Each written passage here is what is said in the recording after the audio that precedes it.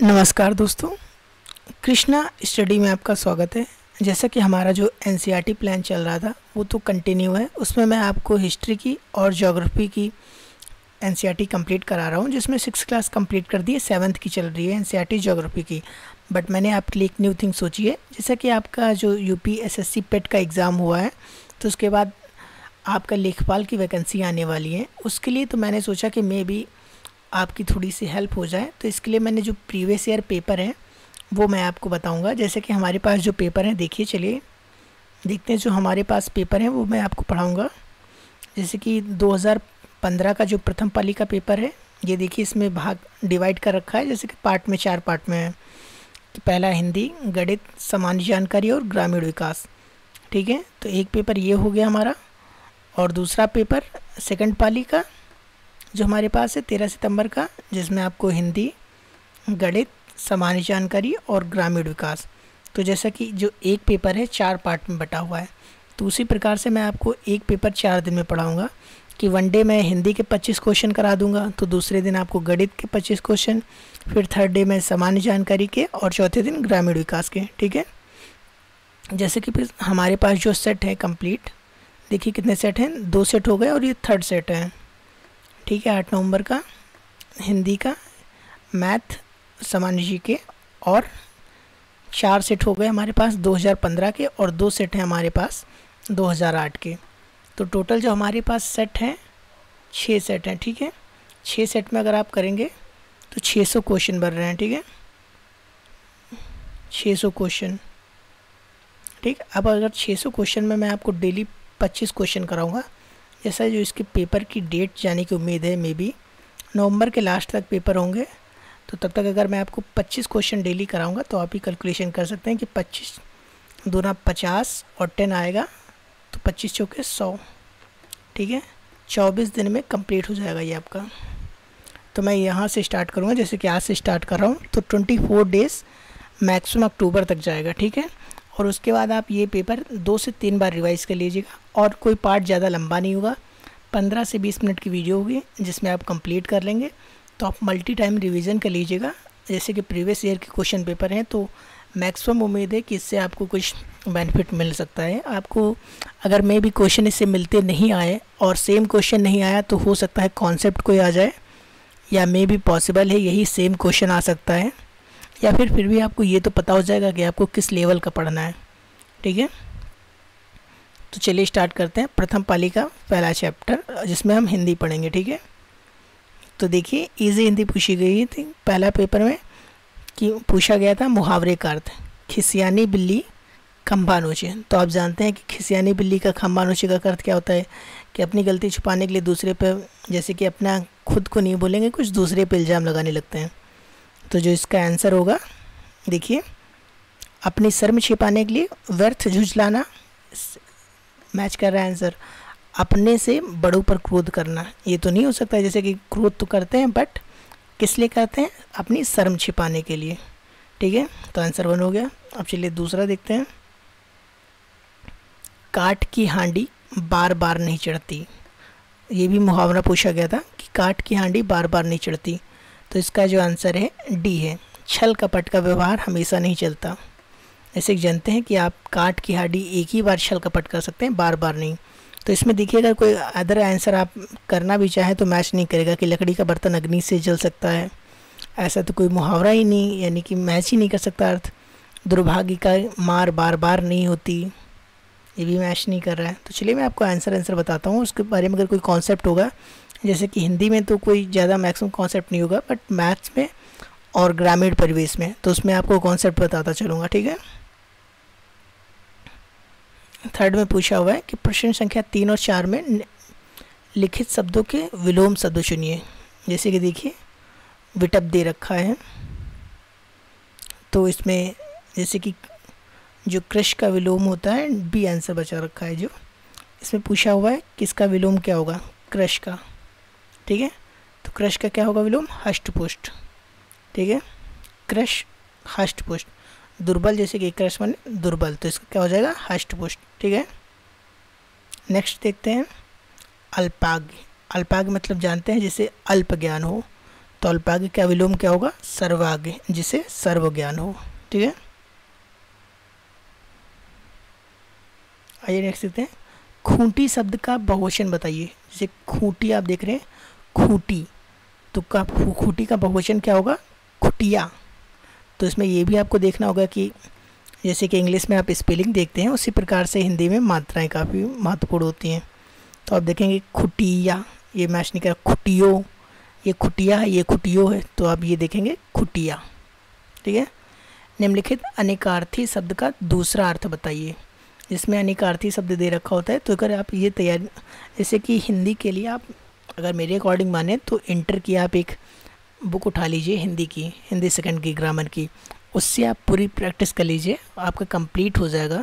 उसके बाद ये मैं जो प्रीवियस ईयर क्वेश्चन पेपर करा रहा हूँ ये आप कर लीजिए, इसका मल्टी टाइम रिवीजन कर लीजिएगा 2 से 3 बार, आपका ईजिली आप 75+ मार्क्स पा सकते हैं। ठीक है, निम्नलिखित अनेकार्थी शब्द का दूसरा अर्थ बताइए। जैसे कि एक का होता है अज माने अजन्मा।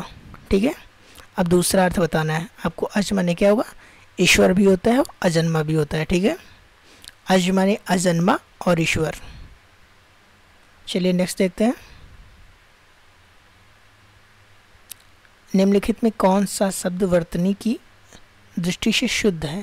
तो शुद्ध देखना है, जैसे प्रतिनिधि लिखा हुआ है, तो आप देख रहे हैं प्रतिनिधि, और यह है प्रतिनिधि, इसमें बड़ी की मात्रा लगी है, और ये देखिए प्रतिनिधि, इसमें बड़ी की मात्रा है प्रतिनिधि, बट इसमें जो ये धी है, धी पे बड़ी की मात्रा है। तो कौन सा सही है आपका? ए सही है, क्योंकि प्रति और निधि, निधि आप जानते हैं कैसे लिखते हैं, निधि में दोनों मात्रा जो होती है छोटी ई की लगती है, प्रतिनिधि।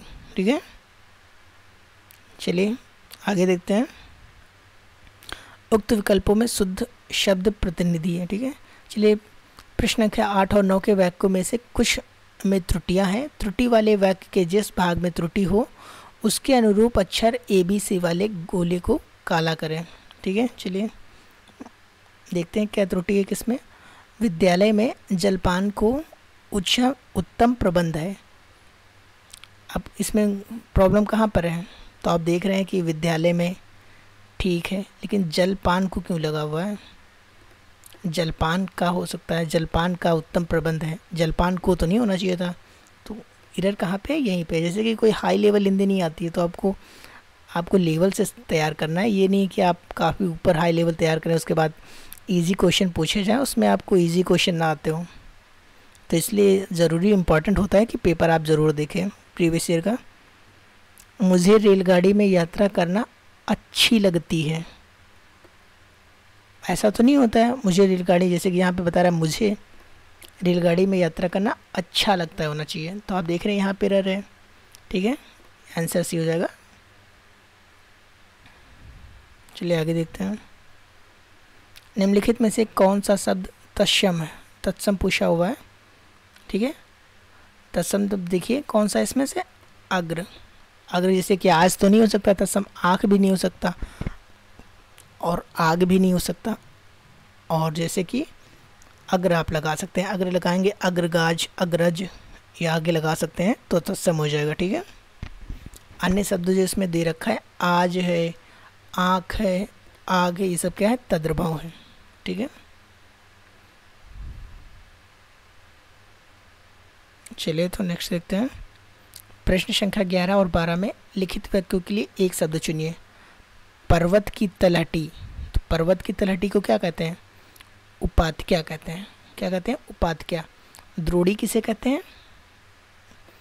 द्रोणी और बेसिन, जिस क्षेत्र में नदी का जल बहता है उसे बेसिन कहते हैं, और जिस क्षेत्र से नदी निकलती है उसे द्रोणी कहते हैं। घाटी किसे कहते हैं? घाटी जैसे कि आप देखते हैं कश्मीर घाटी, कश्मीर स्पीत घाटी। ठीक है, तो नदियों का जो रिफ्ट वैली होती है उसे घाटी कहते हैं। जैसा कि हिंदी में मुझे इतना क्लियर नहीं है, ठीक है, तो इसलिए मैं आपको वो डिटेल नहीं बता रहा हूँ घाटी के बारे में। उपाध्या, उपाध्या आपको पता होगा कि पर्वत की तलहटी जो होती है उसे उपाध्या कहते हैं। कंजूसी से धन व्यय करने वाला क्या होता है? कृपाण। कंजूसी से जो धन व्यय करने वाला होता है उसे कृपाण कहते हैं, कृपण। ठीक है, मितव्ययी क्या होता है? अल्पव्ययी, कम खर्चा, मितव्ययी। ठीक है, चलिए आंसर बताता हूँ आपको, ज़्यादा डिटेल नहीं देता हूँ, नहीं तो काफ़ी लंबा सेशन हो जाएगा।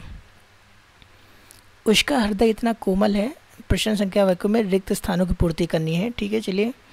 उसका हृदय इतना कोमल है कि मित्र तो क्या वह अपने क्या कर सकता है, को भी चोट नहीं पहुंचा सकता। सहयोगी, प्रतिरोधी, विपक्षी। अब इसमें आप सोच सकते हैं उपयुक्त शब्द क्या होगा, शत्रु को भी चोट नहीं पहुंचा सकता।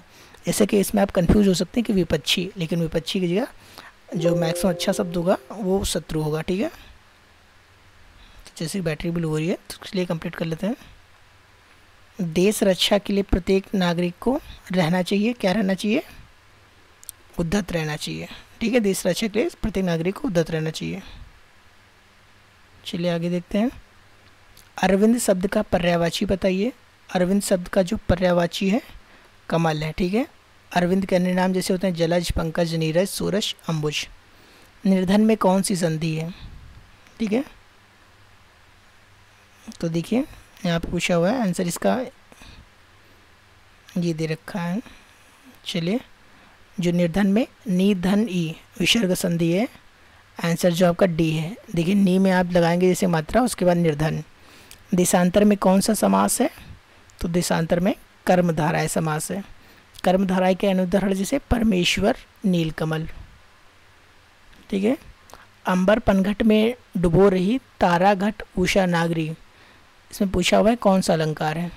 तो आप देख रहे हैं यहाँ पे रूपक अलंकार है। ठीक है, निम्नलिखित में कौन सा तद्भव शब्द है? तद्भव शब्द जानते हैं कौन सा इसमें से, जो कौन सा तद्भव शब्द है? आंसर इसका सी है, जो अमी तद्भव है। ठीक है, नेक्स्ट देखते हैं। वाक्य में सही वाक्य को पहचानिए। तुलसी अवधि के श्रेष्ठ कवि और ब्रजभाषा के सुर हैं, तो जिसमें देखिए आप सही आंसर जो है ये तुलसी और सुर क्रमशः अवधि और ब्रजभाषा के श्रेष्ठ कवि हैं। ऐसे कि बैटरी लो हो गई है तो मैं जल्दी से कंप्लीट कर देता हूँ, अदरवाइज क्लास एंड हो जाएगी पहले ही। 21 क्वेश्चन पूछा हुआ है, 21 इसमें से कौन सा सही है? तो आप देखेंगे जीवन और साहित्य का घनिष्ठ संबंध है। ठीक है, करुण रस का स्थायी भाव क्या होता है? करुण, करुण का क्या होता है? शोक। ठीक है, मैं खाना खा चुका था, इस वाक्य में कौन सा भूतकालिक भेद है? तो इसमें कौन सा भूतकालिक भेद है? पूर्ण भूतकाल है। ठीक है, राजा सेवक को कंबल देता है, वाक्य में रेखांकित पद में कौन सा कारक है? राजा कंबल देता है सेवक को। जैसे इसके लिए शॉर्टकट जो है, कर्ता ने कर्म को करण से के द्वारा, तो इस तरीके से आप याद कर लीजिएगा। चलिए मैं नेक्स्ट क्लास में इसकी शॉर्टकट बता दूंगा आपको।